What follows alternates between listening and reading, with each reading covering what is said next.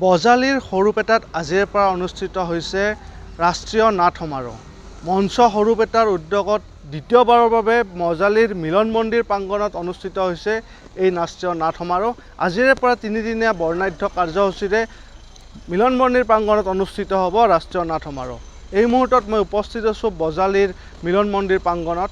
ইয়াত ৰাতিপুৱাৰে পৰা বিভিন্ন কাৰ্যসূচীৰে আজি প্ৰথম দিনৰ কাৰ্যসূচী শুভাৰম্ভ হৈছে। মোৰ সৈতে বিষয়ববীয়া বহুকেইগৰাকী আছে, তেওঁলোকৰ পৰা কিছু কথা জানিব বিচাৰিম আজিৰ কাৰ্যসূচী সম্পৰ্কে।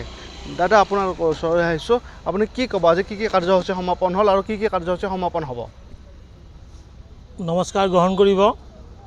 মই আদৰণীয় সমিতিৰ সম্পাদক। আজি আমাৰ ৰাতিপুৱা বন্তি প্ৰজ্বলনেৰে শুভাৰম্ভ হৈছে। তাৰপিছতে আমি পতাকা উত্তোলন কৰা হৈছে, মঞ্চ সৰুপেটাৰ স্থায়ী পতাকা আৰু উদযাপন সমিতিৰ পতাকা। তাৰপিছতে আমাৰ স্মৃতি তৰ্পণ হৈছে। তাৰপিছত আমাৰ শ্বহীদ তৰ্পণ হৈছে। শ্বহীদ তৰ্পণৰ পিছত আমাৰ বৃক্ষৰোপণ আছে। তাৰ আগতে আমাৰ শংকৰদেৱৰ প্ৰতিকৃতিত মাল্যাৰ্পণ হৈছে, বন্তি প্ৰজ্বলন হৈছে আৰু গধূলি 7:30 বজাত মঞ্চ সৰুপেটাৰ দ্বাৰা নিবেদন কৰা হ'ব শংকৰ গুৰু আমাৰে নাট। আজিৰ কাৰ্যসূচী ৰাতিপুৱাৰ পৰা 9 বজাৰ পৰা আৰম্ভ হৈছে, ৰাতিলৈ থাকিব। আমাৰ এই নাটৰ উপলক্ষ কৰি আমি গ্ৰন্থমেলাৰো আয়োজন কৰিছোঁ। আপোনালোকে আৱশ্যক হ'লে কিতাপ সংগ্ৰহ কৰিব পাৰিব।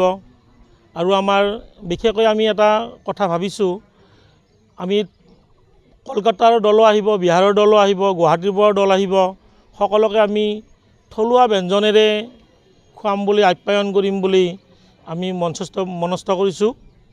গতিকে আপোনালোক সকলোৱে আমাৰ মিলন মন্দিৰ বাকৰিলৈ আহক আৰু 3 দিনত 5খন নাটক আছে, সকলোবোৰ নাটকেই উপভোগ কৰক।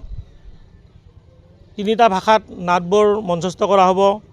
আমাৰ অসমীয়া ভাষাত আছে, হিন্দী ভাষাত আছে আৰু বাংলা ভাষাতো নাট মঞ্চস্থ হ'ব। মঞ্চ সৰুপেটা এটি নাট্য অনুষ্ঠান। এই নাট্য সংগঠনটিয়ে সুদীৰ্ঘ 28 বছৰ ধৰি নিৰৱচ্ছিন্নভাৱে এনেকৈ মৌলিক নাটকৰ চিন্তা চৰ্চাৰে নাট পৰিৱেশন কৰি আহিছে।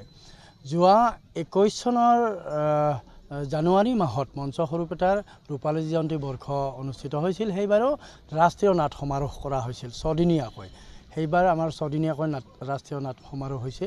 এইবাৰ দ্বিতীয় বৰ্ষৰ কাৰণে আমি মঞ্চ সৰুপেটাৰ দ্বিতীয় বাৰ্ষিক ৰাষ্ট্ৰীয় নাট সমাৰোহ অনুষ্ঠিত হ'ব। ইয়াত অসমৰ প্ৰখ্যাত দুগৰাকী নাট্যকৰ্মীয়ে ইয়াত নাট নিবেদন কৰিব। তেখেতসকল হৈছে গুণাকৰদেৱ গোস্বামীদেৱৰ দ্বাৰা পৰিচালিত দ্ৰোণাচাৰ্য শ্ৰী গুৰুৱে নম।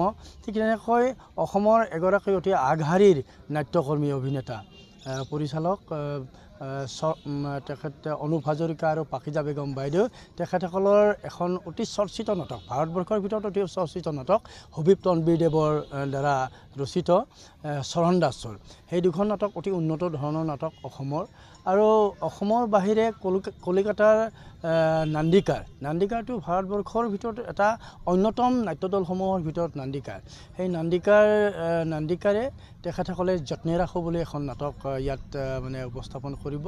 ঠিক তেনেকৈ বিহাৰৰ বেগুচৰাইৰ পৰা প্ৰবীণ কুমাৰ গুঞ্জনদেৱৰ, তেওঁ ৰাষ্ট্ৰীয় নাট্য বিদ্যালয়ৰ স্নাতক, তেওঁ কথা নামৰ এখন নাটক উপস্থাপন কৰিব। ঠিক তেনেকৈ মঞ্চ সৰুপেটাইও নিজস্বভাৱে এখন নাটক কৰিব, শংকৰ গুৰু আমাৰে। নাট্যকাৰ হিল্লোল কুমাৰ পাঠক আৰু পৰিচালনা ৰনহাং চৌধুৰী আৰু অভিজিত চুতীয়া। আমি আটাইকে আপোনালোকৰ চেনেলৰ জৰিয়তে পুনৰবাৰ কৈছোঁ যে এই 3দিনীয়া ৰাষ্ট্ৰীয় নাট সমাৰোহৰ 5খন নাটক। আমাৰ নাটকখনটো আমি ক'ব নোৱাৰোঁ কেনেকুৱা ধৰণৰ আপোনালোকে মূল্যায়ন কৰিব, কেনেকুৱা ধৰণৰ আমি কৰিব পাৰোঁ। কিন্তু আমি এটা কথা ডাঠি ক'ব পাৰোঁ যে অন্য 4খন যি নাটক হ'ব, সেই 4খন নাটকত আপোনালোকে ভিন্ন স্বাদ পাব, সুন্দৰ আপোনালোকে এটা অনুভূতি লৈ যাব পাৰিব। আমি সকলোকে নিমন্ত্ৰণ কৰিছোঁ, আহক। আৰু আমি আপোনালোকৰ দৰ্শকসকলৰ কাৰণে এটা ধুনীয়া আমি ব্যৱস্থা কৰিছোঁ বহাৰ কাৰণে। আমি বাঁহৰ গেলেৰী কৰিছোঁ। ঠিক তেনেকৈ আমাৰ প্লাষ্টিক চকীও থাকিব, যিয়ে যেনেকৈ সুবিধা পায়। প্ৰায় 1200-1500 মানুহ ইয়াত ধৰিব প্ৰেক্ষাগৃহৰ ভিতৰত। আমি সকলোকে নাট চাবৰ কাৰণে